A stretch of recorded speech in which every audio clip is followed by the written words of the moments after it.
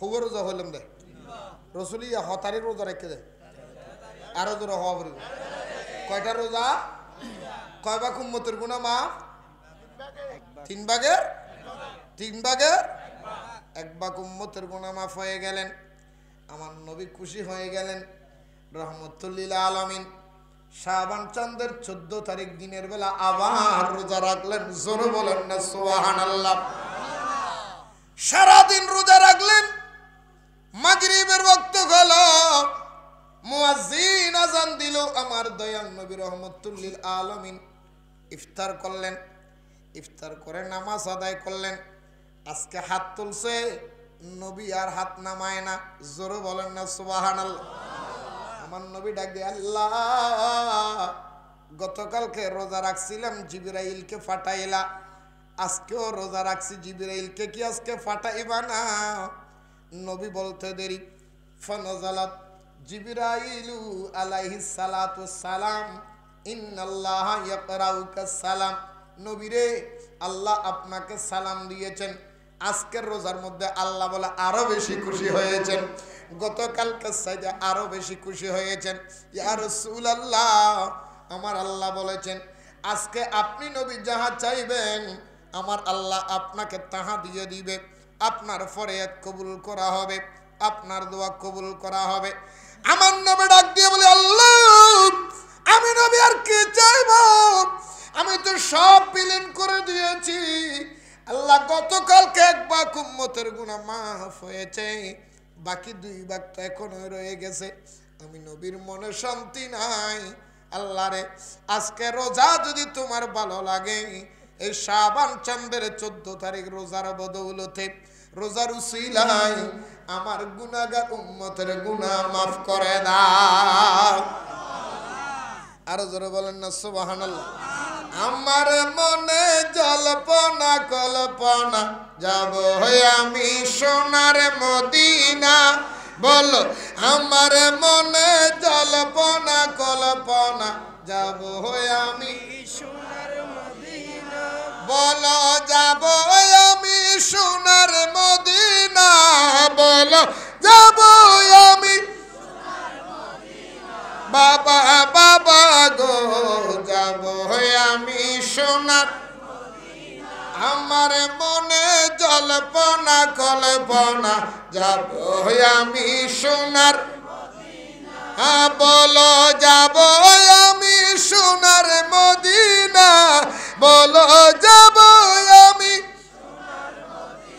বাবা বাবা গো যাব আমি সোনার মনটা আমার অনেক খুশি নবীজিকে ভালোবাসি মনটা আমার অনেক খুশি নবীজিকে ভালোবাসি ভালোবেসে তৃপ্তি মিটে না বলো ভালোবেসে তৃপ্তি বাবা বাবা গো যাব আমি সোনার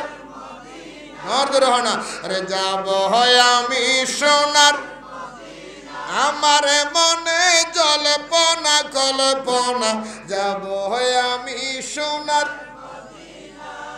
নবীর নামে এত মধু ডাকি নবীর নামে এত জাদু ডাকিলে মনে হয় মধু নবীর নামে এত জাদু ডাকিলে মনে হয় মধু এই মধু কোথাও মিলে না বলো এই মধু কোথাও মিলে না বাবা বাবা গো যাব আমি সোনার আমার মনে জল্পনা কল্পনা যাব আমি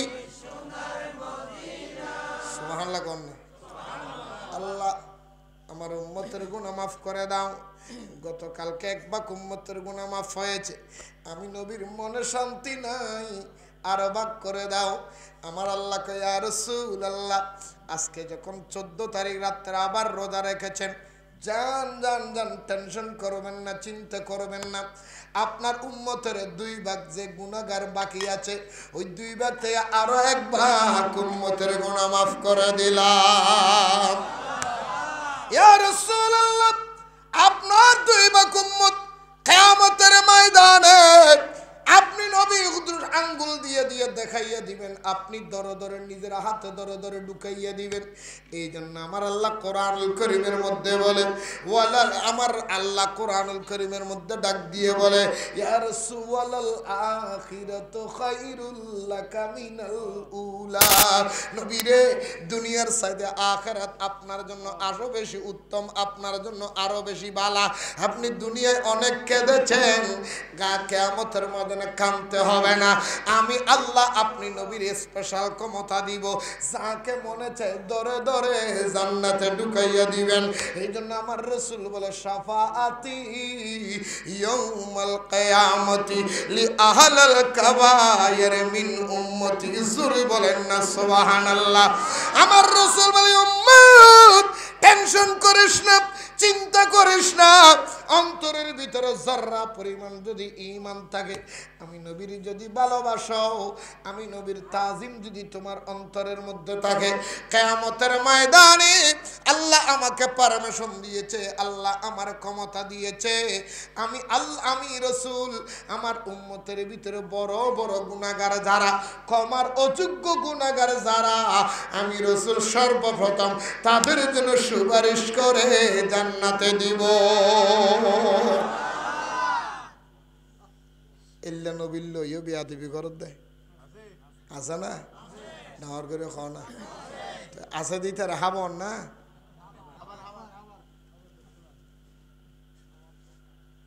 আল্লাহ খানা বুঝিবার তৌফিক দো। ঠিয়া আল্লাহ দিয়ে দে, কিয়ামতের ময়দানে হিসাব লইব। মাল দিয়ে দে, মাল মাল বিল্ডিং বান্ধে দিয়ে হিসাব দিয়া পড়ব। খোদার দরবারত রথত বল দিয়ে দে, শক্তি দিয়ে দে, হিসাব দিয়া পড়ব। কিয়ামতের ময়দানে 500 প্রশ্ন হবু, খবরত হবু নামাত দে, খবরত হবু আরো জোর হও না। কিয়ামতের ময়দানত খবরের গঠনি নড়ি গেলি হনবতক গিয়েও গিয়ে রসুল মোহাব্বত করি বেতর দয়াল নবী কি নবী আম করে দিয়ে তোমার পার করা দিয়ে কিয়ামতের ময়দানে আল্লাহ এবার আর রসুল দিবেন হবু, আর রসুলের বেতর হামসা ঢুকি তুই তো এটা আগে গিয়া 500 ইয়ান খ, এই 500 আগে দে কি ফইলে সাতত ফুসল লবু দে। আল্লাহ তোরা যাই শক্তি ঠেয়া পয়সা দিলাম, দ্বন্দ্ব দিলাম, ঠেয়াও হন ফত খরচ করে গিয়েছ এতন হন আল্লাহ রসুল বিয়া দিবি করে দিতে সাহাগ হাবাই হাবাই চাইলি যার নাম যাবি আইস নয়সু কিয়ামতের ময়দানে প্রশ্ন দিল তুই বাংলা থই দিয়েন হাদিসত আছেই। 2 নম্বরে চুজল লব তোমার যাই আল্লাহ শক্তি দিলাম, বল দিলাম, হন রাস্তাত বিয়া গজু ক্ষমতা দিই বলে হন উল্টে দিও নি, কারণ আজিয়ার ক্ষমতা হালিয়ে নামাত দে হালিয়ে এরা সাতকে নলাম পিনাও দেহ না। ওরে কি ক্ষমতা, আর নামত মামলা টামলা গলা দিয়ে উল্টে ফেলে ক্ষমতা শেষ। ইয়ার পরের দিনের বলে দেয়া ফুরকি ঠিক না বেটি খাওয়া কিন্তু আঁকে যুদাই নে 30 বছর বাংলার জমিনে আসি না নাই নামাত দে আসি না নাই আইজো আসি। কারণ দুনিয়াবি ক্ষমতা ক্ষমতা নয়, কবর এবং হাসরের ক্ষমতা এটাই বড় ক্ষমতা। সুবহানাল্লাহ বলেন আরো জোর হ না। শাহ উমরের ক্ষমতা যে আছে না নাই, খেয়ার বাফার ক্ষমতা আছে না, ইয়ার লইতের বিধি বুঝো গয় না। তুমি হালিয়া মরে গেলে তোমার জায়গায় বাগ করে ফেলাই, ফয় হদ্দুর লইয়ে জি হদ্দুর লই বাই হদ্দুর লই বাগ করে ফেলি গড়ি গেলে ন করে। শাহ মরের ইয়ান গড়ি পারেন না কে আইব দুনিয়া খারা থাম করে দিয়ে দে আল্লাহ কত জায়গায় তো আল্লাহ ক্লিয়ার আর কে যেত না আমার সার কে যেতে পারেন না, জায়গা দখল করে ফেলে গরিবুলের সাথে জায়গা তার কে ঢুকিতে পারেন না, গবুল করে ফেলি জায়গা হতে জায়গা মারা যাবো না যাইতো হাম করিল না এইলে করলে যাই দেরি রেস্টি করা বসর পাল্লার হত নেতা, হত মন্ত্রী, হত মুফতি, হত মহাদ্দেশ, হত মুলুই আইলু আর গেল। এই যে আল্লাহর ওলিওর মাজার থেকে ইট খোঁজতে গিয়ে না মাজার মায় গেল দে নাউজুবিল্লাহ বলবেন না, আরো জোরে বলেন না। কিছুদিন আগে আপনারা দেখছেন না ঢাকা গাজীপুরের মধ্যে কিছু মাজার ভেঙে দিয়েছেন, কথা বলেন ঠিক না? না আমি মাজার যারা ভাঙছে, আমি মাজার ভাঙছে এই জন্য আমার দুঃখ নেই, কারণ শুধু সেটা বলি না, এখন বাংলাদেশে কিছু মাজার ভেঙে দেওয়া দরকারও হয়েছে। কারণ সত্যিকার আল্লাহর ওলিদের মাজারের বদনামে হচ্ছে কিছু বন্ডের কারণে। যে সমস্ত বন্ডরা মাজারের ব্যবসা নিয়ে পূজাপুজি করতেছে, মাজারের ব্যবসা করতেছে, অথচ নামাজ পড়ে না, মাজার রেখে দিয়েছে, রোজা রাখে না, মাজার রেখে দিয়েছে, শরীয়তের দ্বার ধরে না, মহিষ এবং গরু ছাগলের ফুন্দের মধ্যে পাছার মধ্যে লাঠি মেরে মেরে নাচায় এবং বিভিন্ন রকমের অপসংস্কৃতি করে, নারী পুরুষ অবাধ মেলামেশা করে, ওই রকম মাজার বন্ড যারা, তাদেরকে বয়কট করার সময়ের দাবি। সত্যিকার মাজারওয়ালার বন্যাই ওর এই সিটিং বাপ্পার উন্নলাই ও সতেলে গোপাল্লার আর জামিয়াত যাইছ না। আউলাদ রসুল মুর্শিদে বরহক হুজুরুল্লাহ হাফেজ কারি সৈয়দ মোহাম্মদ তাহের শামুদ্দা জিল্লুল আলী, হাফেজ কার আল্লামা সাবের শামুদ্দা জিল্লুল আলী, হাফেজ কার আল্লামা সৈয়দ মোহাম্মদ তৈয়ব শাহ রহমতুল্লাহ আলাই, হুজুর কাবলার দাদা জানাই বাংলাদেশে এসেছে লক্ষ লক্ষ মানুষ, ঠিক কিনা বলেন? এবার জুলুসের মধ্যে কয় লক্ষ মানুষ হয়েছে? কথা বলে না কেন? কয় লক্ষ? হ্যাঁ, আমরা বলি নাই, আমরা বলি নাই, সরকারিভাবে সাংবাদিকেরা অনুমান করে ড্রোন দিয়ে, ড্রোন ক্যামেরা দিয়ে ওটা ঘুরে ঘুরে যাচাই করে দেখছে। ড্রোন ক্যামেরার মাধ্যমে ওনারা বলেছে 70 লাখের উপরে, 70 লাখ প্লাস। কি দিয়া আমি তো মনে করবো 70 লাখ যদি ড্রোনের মধ্যে ধরা পড়ে, আরো 70 লাখ ড্রোনে ধরা পড়ে না। কারণ বদ্দার আটতে শুরু করে, নাজির ভাড়া হতে শুরু করে, এমন কোনো বিল্ডিং নেই যে বিল্ডিং এর পার্কিং এর মধ্যে মানুষ নেই, এমন কোনো বিল্ডিং এর গলি নেই, রোড নেই, গলি নেই যেখানে মানুষ নেই। ড্রোন কি এখন বিল্ডিং এর ছাদের তলে ঢুকছে নি? প্রতিটা সিঁড়িতে ছাদে আপনারা দেখছেন না? 70 লাখ না 1 কোটি মানুষ জুলুসে গিয়েছে। হুজুর কেবলার ফায়ে ধরে কেউ সালাম করতে পারছে? এই পারছে? এখন নতুন নতুন কিছু আপনাদের এদিকে আমদানি হয়, কয় যে দেখো তার সারে আওলাদ রাসূল বানা সইরা মারে, নাউজুবিল্লাহ, কত বড় সিটা, সেজদা তো দূরের কথা, হুজুর কেবলার ফায়ে ধরে সালামও করতে পারবা না মিয়া, তোমার মতো মৌলবীরা ফায়ের তলে পড়বা। কি রে বাবা, ভুল হই ভাল্লা তো তোরা ইল্লা বাট ফাড়ে হতাই না করছ তো খাবাস মৃত্যু হ্যাঁ নয় লাহে খোদি আজি এনে খোদি ওয়াবি হল মিশে করতি না বহুত আগে হল না এত সিটিং সেকেন্ডের ভিতরে মিশে হতে দেবো ওয়াবি জন্মত বিতে আল্লাহ বুঝিবে তৌফিক দান করো। আরো জোর হ না সালাতুন ইয়া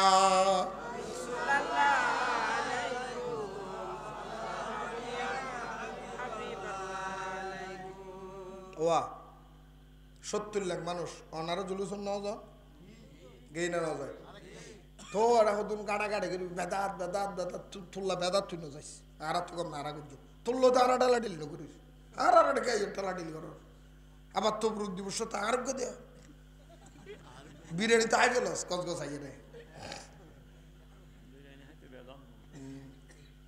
কারণ হাসি তুললে দেয় নামাজ পড়তে বেদাত নয়, নামাজ জিয়ান আল্লাহ ভাই মেহরাজ বেদাত দেয়, ইউ মিলাদুন নবী বেদাত না, তবুরু খাইতে দেয়, ইতারা তবুরু কোথাও না নিজে ফার্স্ট ক্লাস মেহরাজ না মানের কিন্তু নামাজ পড়ে, নামাজ ইয়ান তো তবুরু, নামাজ ইয়ান মেহরাজর কি মিলাদুন নবী না মানে কিন্তু বিরিয়ানি খার এল্লে আল্লাহ আর কানা বুঝিবার তৌফিক দান করো। রোজা হতারে কি হইলাম দেয় আজ 13 থাকে গেল দিনে দেখো না ইতারা আজ 13 আতালে তো ফেরো আগে কিন্তু 14 হড়ে গে দিয়ে হড়ে গে দি 14 ইমান কেন নদ্দু ইমানিয়া বড় জিনিস সুবহানাল্লাহ 14 তারিখ রোজা রাখি হবা কুম্মতের গুনাহ মাফ। আরেকটু জোরে বলেন, আরেকটু জোরে বলেন। 14 তারিখ রোজা রাখার পরে আমার নবী যখন 13 তারিখ এক ভাগ উম্মতের গুনাহ মাফ হয়ে গেল, 14 তারিখ এক ভাগ দিনের বেলা উম্মতের গুনাহ মাফ হয়ে গেল, আমার নবীর মনে খুব শান্তি, মনে মনে বলে আল্লাহ রে তুমি যে আমার 2 ভাগ উম্মতের গুনাহ বিনা হিসেবে জান্নাতি বানাইয়া দিবা ওয়াদা করলা। আমি রাসূলের ভালো লাগছে, নবীর রহমতের বাগানের মধ্যে শরীরের মধ্যে রহমতের জোয়ার লেগে গেল। আল্লাহর নবী রহমাতুল লিল আলামিন 14 তারিখ সারাদিন রোজা রাখলেন। উম্মতের গুনাহ যখন মাফ হয়ে গেল, আমার নবী আনন্দে আত্মহারা হয়ে 14 তারিখ রাত্রে আর ঘুমাই নাই। এশারের নামাজ পড়ে আমার নবীর বিবি আয়েশা সিদ্দিকা রাদিয়াল্লাহু তাআলা আনহার ঘরে গেলেন। গিয়ে বলে, আয়েশা রে, আজকে 14 তারিখ দিবাগত রাত্রে আজকে তোমার ঘরে থাকবো, আমি রাসূল এই জায়গার মধ্যে থাকবো। আমার নবী রহমতুল লিল আলামিনের ঘরের মধ্যে 11 জন বিবি ছিল, কোন বিবির কাছে পালা ছিল না। জোরে বলেন না সুবহানাল্লাহ। কোন বিবির কাছে কি নাই? পালা নাই। আজকে ওনার কাছে, কালকে ওনার কাছে, পরশু ওনার কাছে, এমন নয়। সমস্ত বিবিরা বলতেন, ইয়া রাসূলুল্লাহ, ইয়া হাবিবাল্লাহ, তুমি গো, আমরা আপনার দরবারে বিবি নই, দাসী হিসেবে এসেছি। মনে চাইলে আসবেন, মনে না চাইলে আসবেন না। সারা জীবন আপনি নবীর নাম মোবারক অন্তরে ধারণ করে প্রেমিকের মতো মোহাব্বত করে রয়েই যাব। জোরে বলেন না সুবহানাল্লাহ। আল্লাহর নবী বলে, বিবি, আজকে শাবান চাঁদের 14 তারিখ, আল্লাহর নবীর মোহাব্বতের সবচেয়ে ভালোবাসার অবিবাহিত মেয়ে আয়েশা সিদ্দিকা রাদিয়াল্লাহু তাআলা আনহা, আমার নবী আয়েশা সিদ্দিকার ঘরের মধ্যে ঘুম যাচ্ছেন, আরাম করতেছেন। আয়েশা সিদ্দিকার ঘরে গিয়ে বলে, আয়েশা, আমাকে যা আছে একটু দাও না। বিবি বেড়ে দিলেন। আল্লাহর নবী বক্ষণ করলেন, যা পাইলেন অল্প স্বল্প যাহা পাইলেন খাবার দাবার করলেন। জোরে বলেন না সুবহানাল্লাহ। এখানে মাঝখানে একটা কথা বলে ফেলি, আমার মা বোন যারা শুনতেছেন, আপনাদের জন্য মাঝখানের কথাটা বলে যাচ্ছি। যেই ঘরের মধ্যে খাবার অভাব, সকালে আনলে বিকালে নেই, বিকালে আনলে সকালে নাই, নুন আনতে ফান্তা ফুরাই। স্বামীর মানুষের মধ্যে খাবারের মানুষ সদস্য বেশি, কিন্তু খাবার কম, রিজিক কম, কামাইতে পারে কম, খাবার মানুষ বেশি। আপনার জমাইয়া রাখতে পারেন না, খাইতেও পারেন না। এমন ফ্যামিলি আছে যাহা আনে পেট বড়, সবাই খেতে পারে না, একবেলা খেলে আরেক বেলা না খেয়ে থাকতে হয়, মানুষের কাছে হাত পেতে খেতে হয়। আমার রাসূল বলে, যে ঘরের মধ্যে রিজিকের অভাব পড়ে, ওই ঘরের মহিলাটা স্বামী যখন কাজের সন্ধানে বের হবে, আপনার স্বামী যাই করুক, হোক সে রিক্সাওয়ালা, হোক সে ঠেলা গাড়িওয়ালা, হোক সে কৃষক, হোক সে রাস্তার মানুষ, হোক সে মজুর, সে যে হোক না কেন, যেইটাই করুক না কেন, কোন বিবি যদি স্বামী ঘর থেকে বের হওয়ার পরে জায়নামাজটা বিছাইয়া তাহাজ্জুদের নামাজের পরে বা 5 ওয়াক্ত নামাজের ফরজ নামাজের সুন্নতের পরে 2 রাকাত শুকরিয়ার নামাজ আদায় করে আল্লাহর দরবারে হাত তুলে দোয়া করে, আল্লাহ, আমার স্বামী একজন নেককার পরহেজগার মানুষ, আমি বিবি হইয়া আমার স্বামীর সার্টিফিকেট দিলাম, আমার স্বামী ভালো মানুষ। আল্লাহ রে, আমি বিবির তুমি বেফরদা করিও না। আমার ঘরের মধ্যে যদি রিজিক অভাব হয়, আমার ঘর থেকে বের হয়ে যেতে হবে। আল্লাহ, আমার স্বামীর তুমি নেককার ভাবে, সৎভাবে তুমি রিজিকের ব্যবস্থা করে দাও। ওয়াল্লাহু খায়রুর রাজিকিন, আল্লাহ তুমি উত্তম রিজিক দাতা। আল্লাহ, তুমি আমার স্বামীর রিজিক বাড়াইয়া দাও, আমার ঘরের সদস্য বেশি রিজিক বাড়াইয়া দাও। আমার রাসূল বলে, কোন বিবি যদি 1 দিন 2 দিন 3 দিন এইভাবে 3টা দিন যদি স্বামীর জন্য দোয়া করে, আল্লাহ 3 দিন ভিতরে আল্লাহ ওই স্বামীর কাজের মধ্যে এমন কুদরতের বরকত বাড়িয়ে দিবে, তাদের ঘরে আর অভাব থাকবে না। সুবহানাল্লাহ বলেন না? তাদের ঘরে আর কোনো অভাব, টাকা পয়সা এত পাগল কেন? আল্লাহর সৃষ্টি জগতের ভিতরে 18,000 মাখলুকাত, আল্লাহর সৃষ্টি কয় হাজার? কয় হাজার? 18,000 মাখলুকাতের ভিতরে একমাত্র টাকা উপার্জন করতে পারে এক জাত, সেটা হলো মানুষ। আর 17,999 জাতি, তাদের কোনো ইনকাম